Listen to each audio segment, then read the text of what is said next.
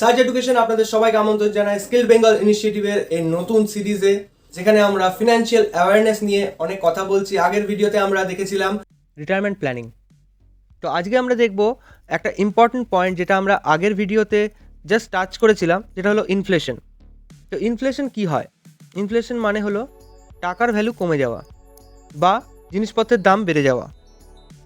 তো টাকার ভ্যালু যে কমে যাচ্ছে বা জিনিসপত্রের দাম বেড়ে যাচ্ছে, এটার এক্সাম্পল হিসাবে আমরা বলতে পারি আজকে এই বছরে যদি 100 টাকা দিয়ে আমরা কোনো পার্টিকুলার প্রোডাক্ট পারচেস করতে পারি, নেক্সট ইয়ার কিন্তু আমাদের সেই পার্টিকুলার প্রোডাক্টটা পারচেস করতে 100 টাকার থেকে বেশি ভ্যালু দিতে হবে। হয়তো 105 টাকা 106 টাকা আমাদের লাগবে।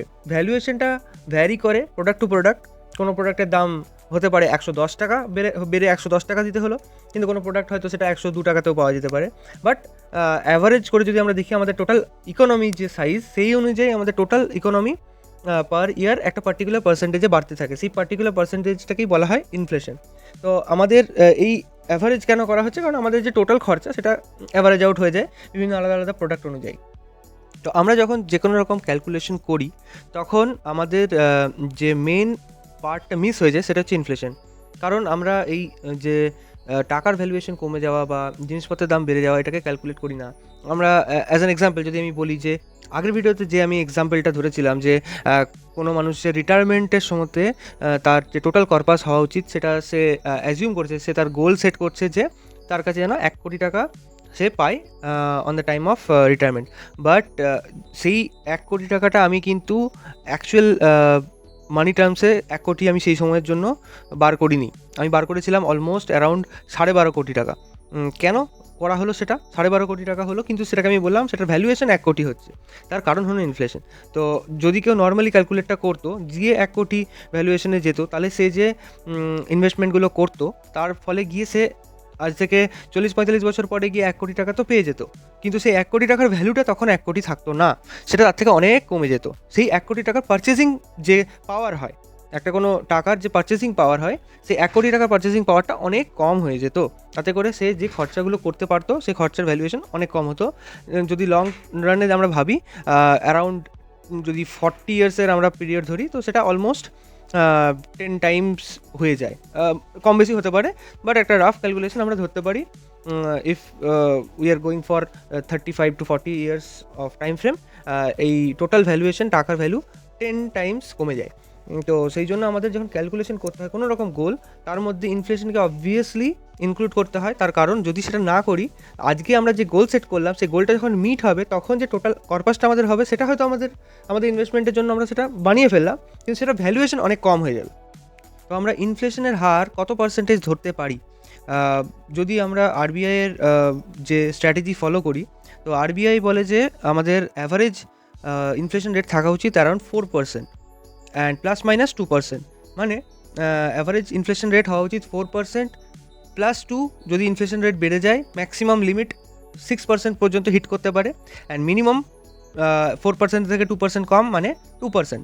তো ম্যাক্সিমাম 6%, মিনিমাম 2%, এই লিমিট পর্যন্ত আরবিআই ইজ ওকে, মানে ইনফ্লেশন রেট লিমিটের মধ্যে আছে। কিন্তু যদি এর থেকে বেড়ে যায়, মানে 6% উপরে চলে যায়, বা কমে যায় 2%-এর নিচে চলে আসে, তাহলে তখন আরবিআই আনইজি ফিল করতে শুরু করে, এবং সেই অনুযায়ী ইন্টারেস্ট রেটকে ভ্যারি করে ইনফ্লেশনকে ব্যালেন্স করার চেষ্টা করে, এবং আরও অনেক স্ট্র্যাটেজি আছে, সেগুলোকে তারা ইমপ্লিমেন্ট করতে শুরু করে।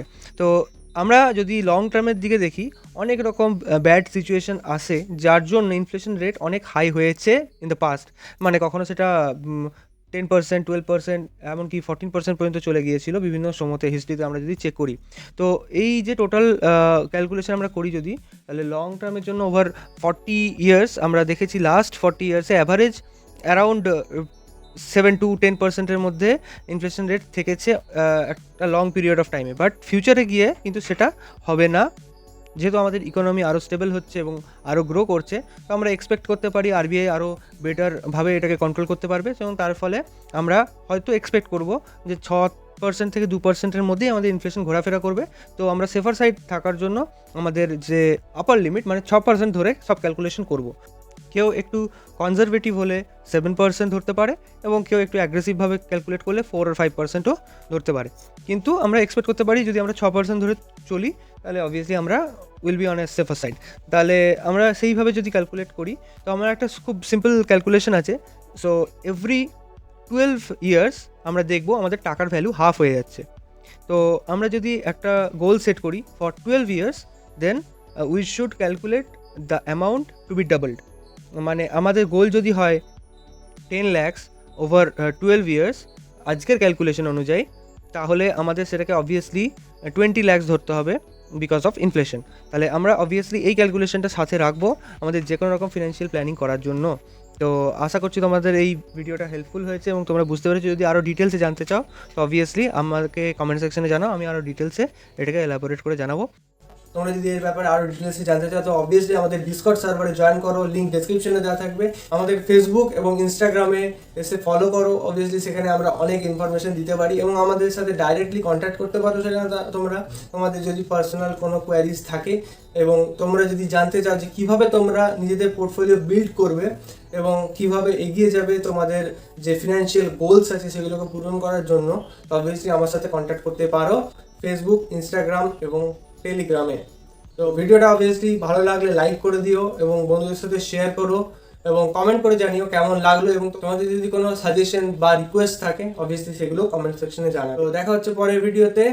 বাই।